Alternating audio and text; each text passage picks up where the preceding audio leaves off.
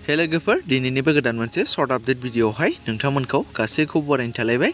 स' लोगोफोर नोंथांमोननि सिगाङाव गोदान मोननै भिडिअनि सायाव आपडेट लानानै फैलायबाय।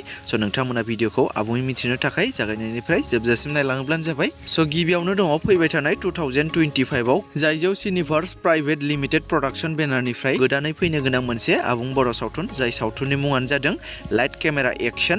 स' बियो मोनसे फिल्म मेकारफोरनि सायाव बिथा खालामनानै बे सावथुनखौ बानायनाय जादों आरो बे सावथुनावनो फाव खालामगिरि महरै दङ जयन्त नार्जारी, रुपसिं मुसाहारि, डक्टर अनजालि दैमारी, संगिना ब्रह्म आरो माखासे गोबांथार फाव खालामगिरिफोरनि फाव खालामनायखौ बे फैनो गोनां लाइट केमेरा एक्शन आबुं बर' सावथुनाव नोंथांमोना नुनो मोनगोन दे लोगोफोर। आरो दायो बे फैनो गोनां सावथुननि सुदा सोलिगासिनो दङ आरो बे सावथुनाव इमोशन, ड्रामा, एक्शन, कमेडि बेफोरखौ नोंथांमोना गासिखौबो नुनो मोनगोन। आरो बे लाइट केमेरा एक्शन सावथुननि डाइरेक्शनखौ खालामदों सानसोरां खाख्लारि बिथाङा। आरो मिथिनाय बादिब्ला बे लाइट केमेरा एक्शन सावथुना फिल्म मेकारफोरनि सायाव सोमोन्दो गोनां सावथुन, जेराव मोनसे फिल्म बानायनायाव माबायदि केमेरा, लाइट, डाइरेक्शन होनायाव आरो फिल्म बानायनायाव बेसेबां खस्थ'नि गेजेरजों बानायनाय जायो बेफोरखौ नोंथांमोना बे सावथुनाव नुनो मोनगोन। स' नोंथांमोना बे 2025 आव फैनो गोनां लाइट केमेरा एक्शन सावथुनखौ सोर सोर नायनो एक्साइटेड जाखो कमेन्टनि गेजेरजों फोरमायहरोब्लानो जाबाय। आरो नेक्स्टआव दङ बर' सावथुन नायनानै मोजां मोनग्रा गासै रायजो राजाफोरनिसिम मोनसे मोजां खौरां एबा गोजोनथाव खौरां।